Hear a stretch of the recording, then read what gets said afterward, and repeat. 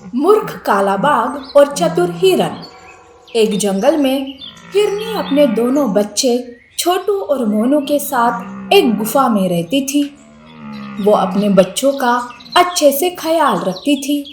एक दिन कहीं से एक काला बाघ जंगल में आता है। वो हिरनी के गुफा के आसपास घूम रहा था, जिसे हिरनी देख लेती है। इस काले बाघ की नीयत अच्छी नहीं है। वो मेरे बच्चों का शिकार करने का मौका ढूंढ रहा है, पर मैं भी कुछ कम नहीं हूँ। मैं काले बाघ को कभी कामयाब नहीं होने दूंगी। हिरनी अपने बच्चों को भी काले बाघ के बारे में बताती है और समझाते हुए कहती है, देखो बच्चों, बाहर खतरा है, पर डरना नहीं। मैं बाहर जा रही हूँ। अगर कोई बिना तुम्हारे नाम से पुकारे तो बाहर मत निकलना। हिरनी गुफा के अंदर बच्चों को अच्छे से समझा देती है। वो गुफा के बाहर आती है।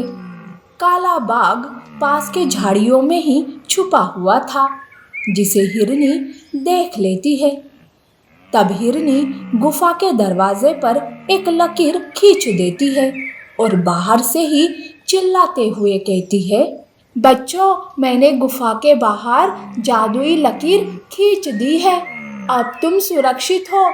अगर कोई इस जादुई रेखा को पार करने की कोशिश करेगा तो भूचाल आ जाएगा और वो उसमें मारा जाएगा। बच्चों, मैं खाना ढूंढकर जल्दी ही वापस आऊंगी। हिरनी ऐसे चिल्लाकर वहां से चली जाती है। ये सब काला बाघ सुन लेता है। हिरनी के जाते ही काला बाघ गुफा के पास आता है। वो सच में उस मामूली रेखा को जादुई लकीर समझ लेता है। तब वो मन ही मन सोचता है, अरे अब क्या करूं? कब से राह देख रहा था कि कब हिरनी के बच्चों को खाऊंगा। आज वो मौका मिला तो ये जादुई लकीर बीच में आ गई। चलो, अगर मैं गुफा के अंदर नहीं जा सकता तो क्या हुआ, मैं बच्चों को ही बाहर बुलाता हूँ। काला बाघ बच्चों को गुफा के बाहर बुलाकर उनका शिकार करना चाहता था। इसीलिए वो अपनी आवाज बदलकर हिरनी की आवाज में कहता है, बच्चों देखो, मैं आ गई। मेरे पास आ जाओ। तुम्हारे लिए मैंने ढेर सारा खाना लाई हूँ। गुफा के अंदर छोटू और मोनू ये सुन लेते हैं। माँ की आवाज सोचकर मोनू खुश होता है और कहता है, अरे वाह, माँ तो जल्दी आ गई। चलो छोटू, गुफा के बाहर चलते हैं। नहीं नहीं नहीं मोनू, माँ इतने जल्दी कैसे आ सकती है? और भूल गया क्या, माँ ने क्या कहा था? जब तक कोई हमारे नाम से नहीं पुकारता तब तक हम कहीं नहीं जाएंगे। तब वो दोनों गुफा के अंदर ही रहते हैं। बाघ हिरनी की आवाज में उन्हें बार बार बाहर बुलाता है, पर वो गुफा के बाहर ही नहीं आते। थोड़ी देर ऐसे ही सब चलता रहता है। काले बाघ के सब्र का बांध अब टूट चुका था। वो गुस्से से आग बबूला हो रहा था कि इतने में ही हिरनी वहां आती है और मन ही मन सोचती है, मुझे जिस बात का शक था वही हो गया। बाघ तो बहुत गुस्से में दिख रहा है। अब वो ज्यादा इंतजार नहीं करेगा।